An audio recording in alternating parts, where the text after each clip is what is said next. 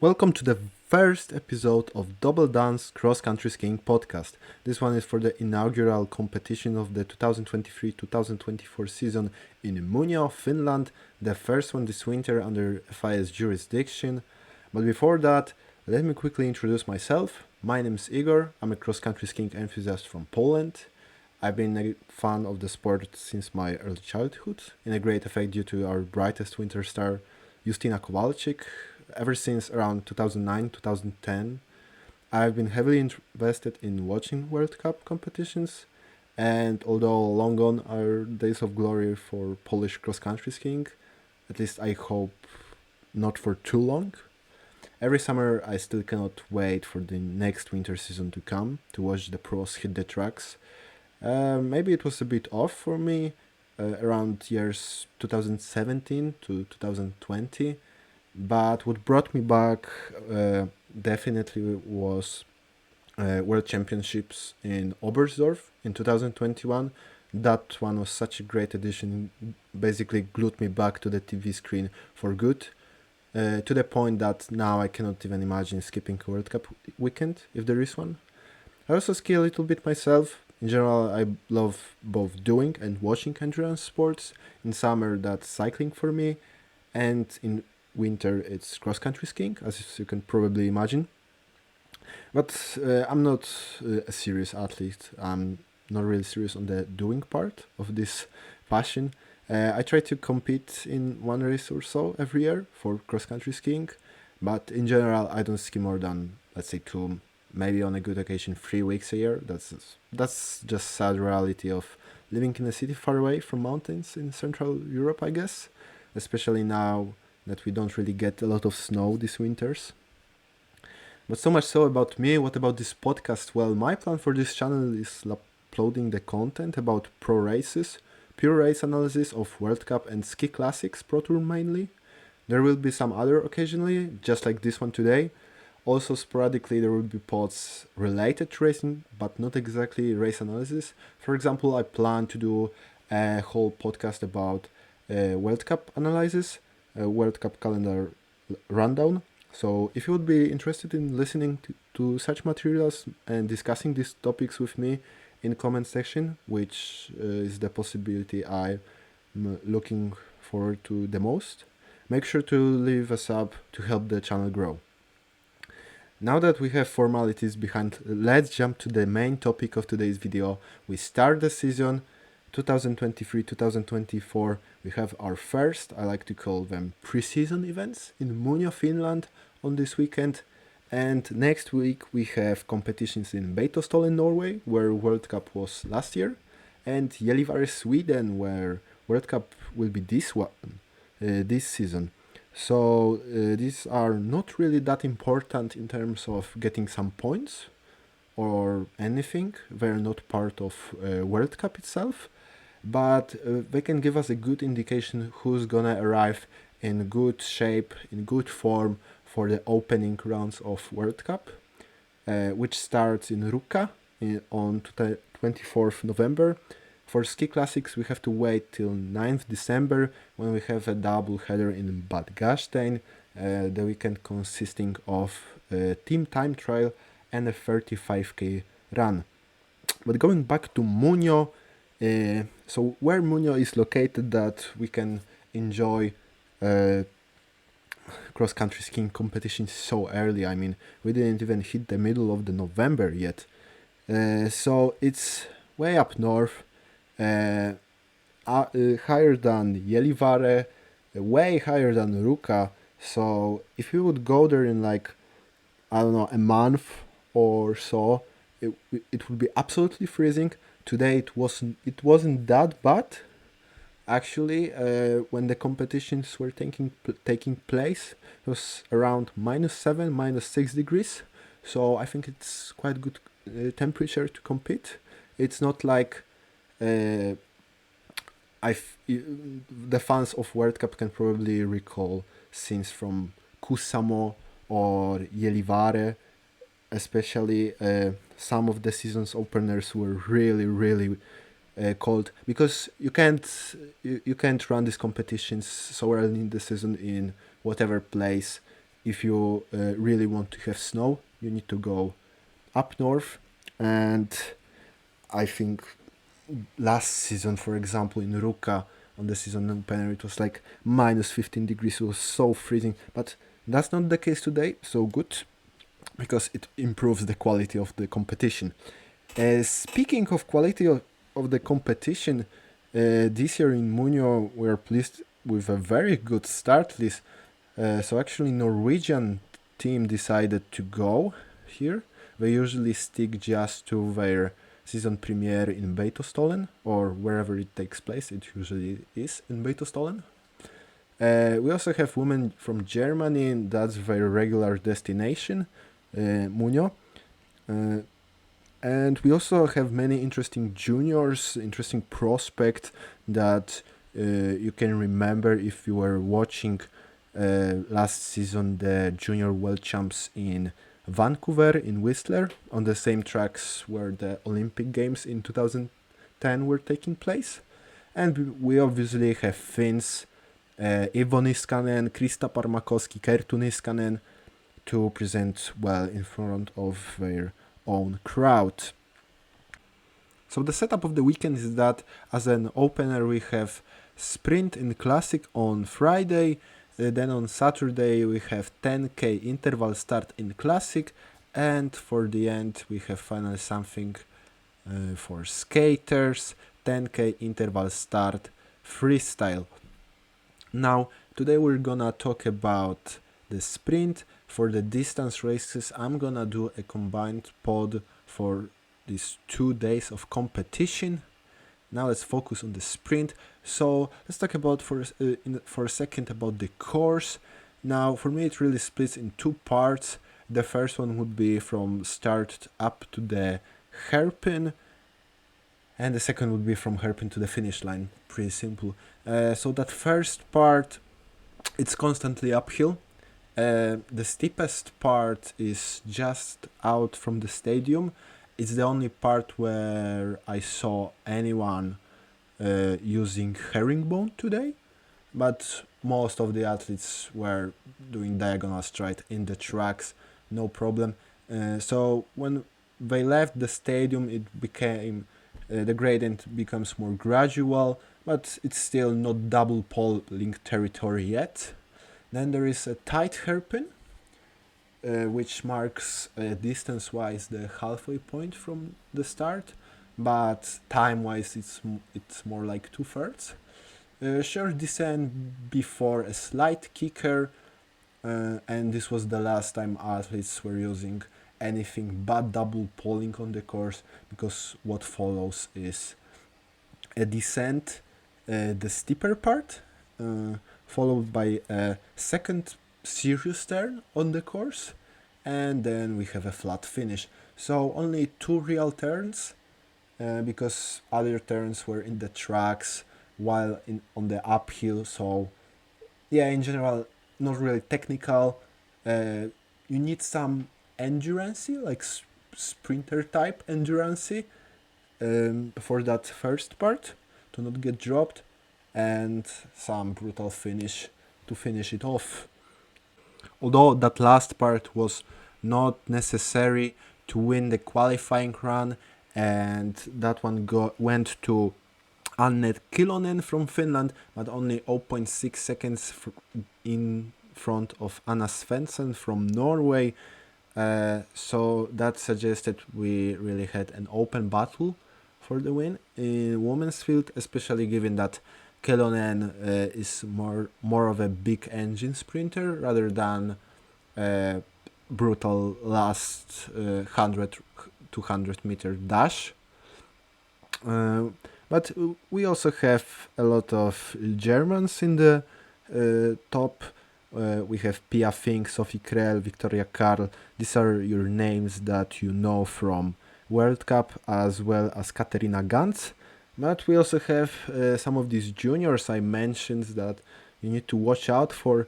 Ingrid, Andrea Gulbrandsen, Lisa Lochmann, Helen Hoffmann. These are all names that you know from last year World Champs in Vancouver. On men's side it was a bit different. So Erik Valnes won with quite distinctive margin, 2.3 seconds over Jusso Harala. Third was Lari Vuorinen, and Valnes is quite the opposite of Kilonen. He has that finish, and these qualifying results combined with the competitor characteristic suggested that it really could go to, like, Valnes is out and out favorite after this session, after this qualifying session. And in overall, the sprint was dominated by Norwegians and Finns, with Pellegrino and Graz sneaking in there for Italy. If this sprint would be freestyle, Pellegrino might just be a favorite, but it's in classic and Pellegrino doesn't do that well in it. But there were also Norwegians in the latter part of the qualified field. We had Tenseth, Didrik Tenseth in 20th. He's not really a sprinter. Jonas Vika, who brought 2 medals from last year junior championships, and also he was 4th in this championship in sprint. And the last one to qualify was Nico Antola in 30th. And one thing we have to mention after qualifying session, on women's side we're missing Eva Urevts, and she was really the only major dropout, someone that could really fight for maybe not the win, but she could on a good day with that field. But yeah, she definitely would be at least in semifinals, I guess. On men's side, we have more significant eliminations. So DNS appeared next to the name of Sindre Bjørnstad, and sadly Petter Nordhook. We're waiting for Petter to finally compete on the not World Cup scene, but with World Cup athletes, because recently he's been focusing on the ski classics side of cross-country skiing, on the marathons. So it wasn't meant to be today. That's unlucky. But yeah, here we have our field that qualified to quarterfinals, so we can jump straight into them. And the setup of the first one was quite easy to judge even before. We very early saw this group of 6 divide into 2 groups of 3, in front with Anne Kilonen, Sofia Henriksson and Lisa Lohman. Now Kilonen is a well-established name in World Cup. Henriksson on the World Cup scene maybe not so much, but in the lower tier competitions like Scandinavian Cup more so, and Lisa Lohman is one of these juniors that I've been mentioning a lot. She was last year in the World Champs for juniors, 2nd in 20k mass start in Classic, also 4th in 10k freestyle, and they battled for 2 spots that guarantee automatic qualifications into semi-finals. It was very close between the 3 of them. In the end, Kilonen and Henriksson advanced. Lohman quite close behind them, so she was waiting if she could get into semi-finals on time. The second one, and we have 3 Germans, 2 USA skiers and 1 Norwegian. That one was dominated right from the get-go by Victoria Karl. She went super hard on the uphill section, dropped almost everyone, and she finished it off solo. Sophie Krell followed her, not so closely, but comfortably to get the second place, and Lisa Pedersen from Norway was far away from getting on time. In fact, Victoria Karl was slower than Lisa Lohman in the first heat. Then the third heat, and here we saw an early indication. Well, I mean, the qualifying was the super early indication of good form of Ingrid Andrea Gulbrandsen, but here we saw her for the first time today in a proper sprint, and she stepped up with Katarina Gans right from the get-go. Helen Hoffman couldn't hold on to them for too long, and the duo of Norwegian and Italian went straight to the semi-finals. The fourth one with Anna Svensson driving it on the front. This was the fastest quarter-final for women, but the top three was quite close, with Ridzek and Sari following a bit older Norwegian closely. So Sari had a very promising time to get this way to semifinals, even though she finished third. And the last quarterfinals, we had Pia Fink with Amalie Us distancing the rest. Julia Hager from Finland tried to hang on, but it wasn't enough. And we're gonna do it in the same order it happened real life. So after women quarterfinals, we go to men quarterfinals. First one opened with Erik Valnes and Federico Pellegrino, also Ville Ahonen in this one. So a really stacked sprinters field for a pre-season event for the quarterfinal. That one is a pretty good one. We didn't see Didrik Tenseth because he's one of the Norwegians that unfortunately caught COVID. But coming back to the quarterfinal, and this one was really packed from the get-go. So it's not like Valnes went to the back and just waited for the final sprint.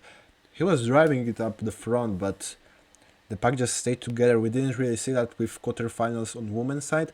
Most of the time, 2, maybe group of 3 arrived at the finish line and the back was long gone. We had to wait like 15-20 seconds for the last one to arrive.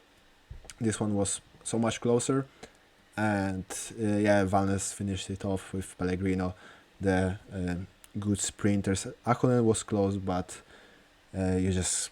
sometimes you just cannot beat those more experienced guys.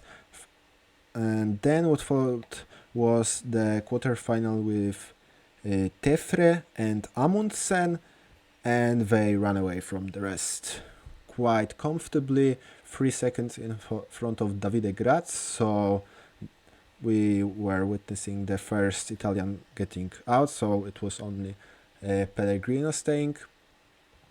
Jonas Vika, not a good result. I was hoping for a bit more from him. Then we had a quarterfinal with Stenshagen. This was also quite packed, and we saw Emil Iversen getting dropped quite early, even before the hairpin on the first uphill part. And Stenshagen and Manila advanced automatically. Vaino Kotro followed them closely. Then there was a bigger gap. Quarterfinal 4. Now this one had Paul Goldberg, and we, because of what happened in semifinals, we will talk about it later when we reach them.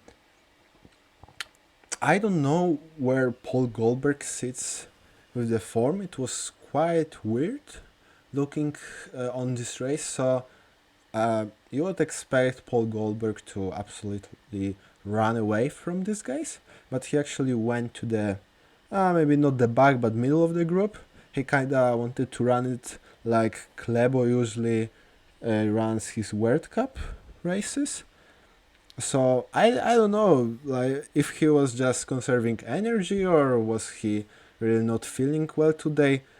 And he didn't even outsprint Suhonen. He barely went past Mattila for the second place, but it was, I think, the fastest run, so the third place guaranteed advancement anyway.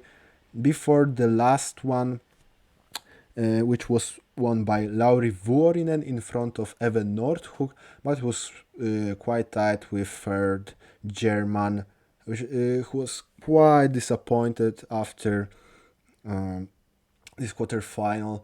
I mean, because he was interviewed, Anian Sosa was interviewed right after the run.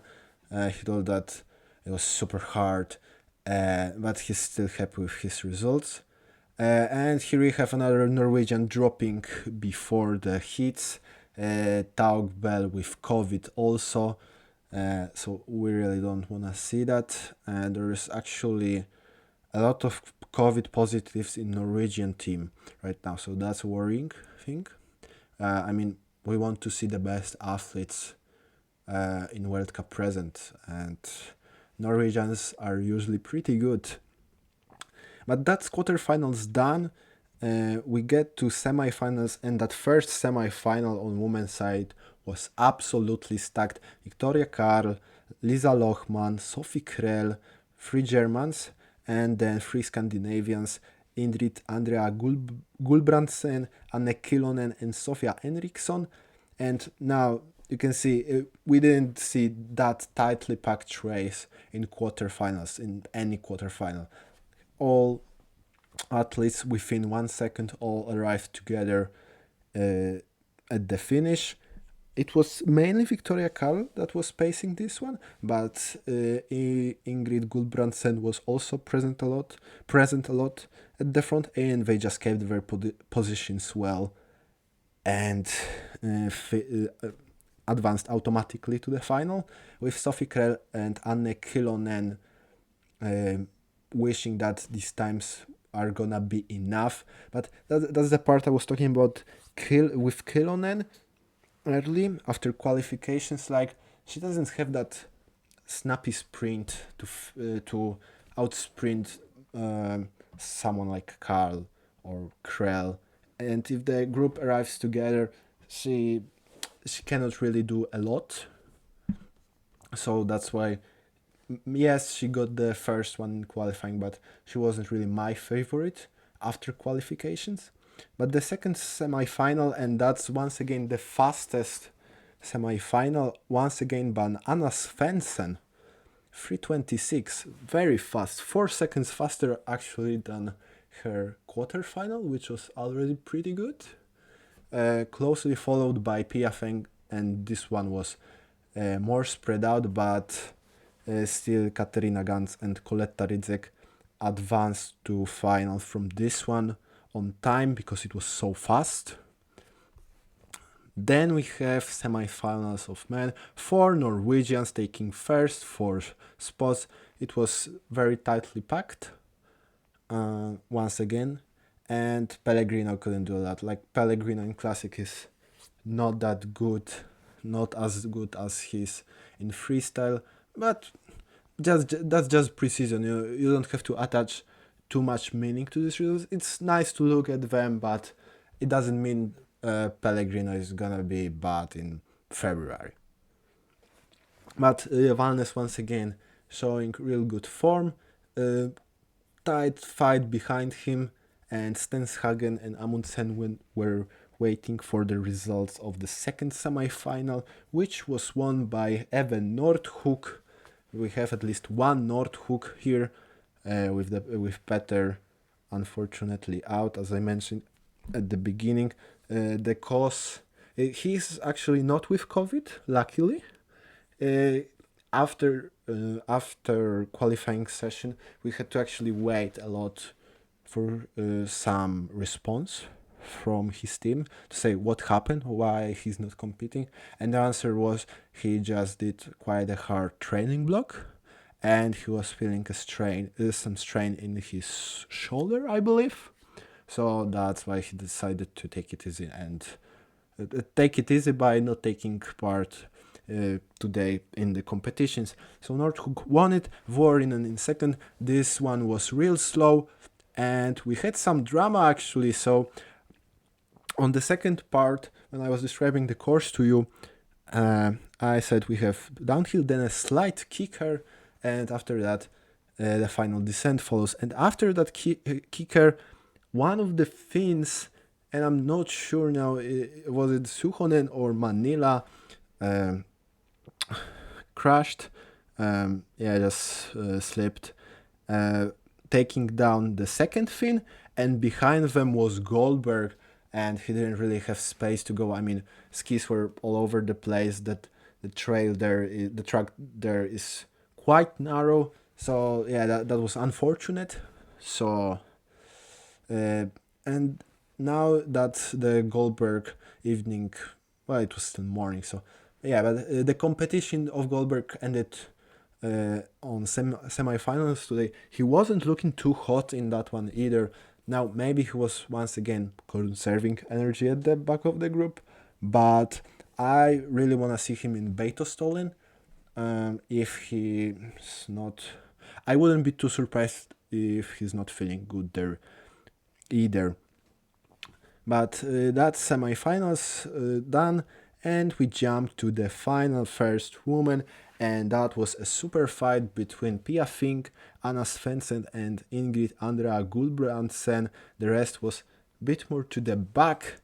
Initially, Anna Svensson was actually announced winner, but the live tracking and live timing at these lower tier events is a bit sketchy. So in the end, it was decided that it was actually Pia Fink who won it. It was real close between two of them at the finish. And in the third place, we had Ingrid Gulbrandsen, so really good score for the junior right here. If she follows that one with a good performance in Beitostol, maybe she will get a chance to compete actually in World Cup. I would really like to see her there. And that's your podium at the women competitions. Now, the final run of the day was the men's final, obviously. 5 Norwegians in the final, 1 sole Lars Vuorinen for Finland, so full on Scandinavia. I mean, that was pretty much confirmed once Pellegrino was dropped out in semi-finals. And Valnes won it quite comfortably. Here you can see only a difference on 1.2 second, but he went quite slow through the finish line with competition battling it out for second in the back. So quite comfortable win for Valnes. We'll see if he can replicate his 2020 start of the season when he won in Ruka against his compatriot, but also a big rival, Kleibo.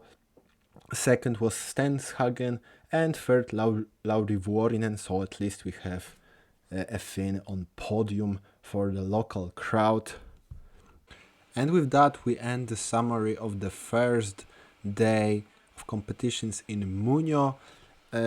From women's side, I'm not gonna say, following that one, that Pia Fink is gonna dominate the season, and not just because it's one competition, more about the fact that we didn't have Swedes here who were dominating last couple of seasons in the sprinting field, the women's one. But I like especially the performances of some of the juniors, like Lisa Lohman, and especially the Norwegian Ingrid Gulbrandsen. I would really love to see them in World Cup.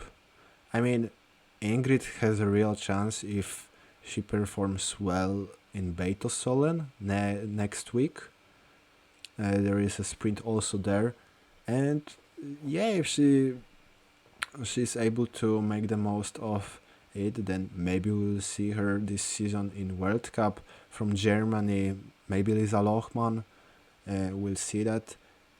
From men's side, we can draw a bit more conclusions. So Valnes is obviously looking good, and that's against some of his colleagues from Norway, which are already quite high in the rankings of the World Cup sprint.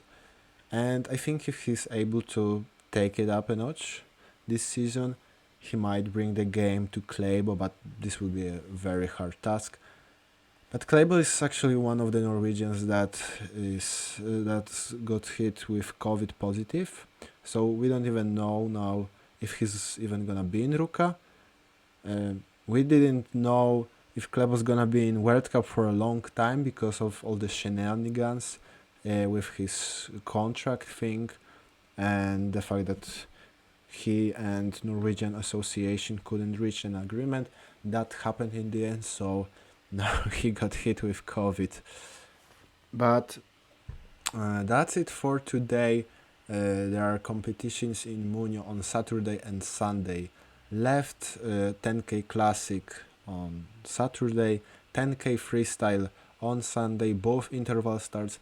I'm gonna cover these 2 days of competitions in one pot together. And until then, ciao.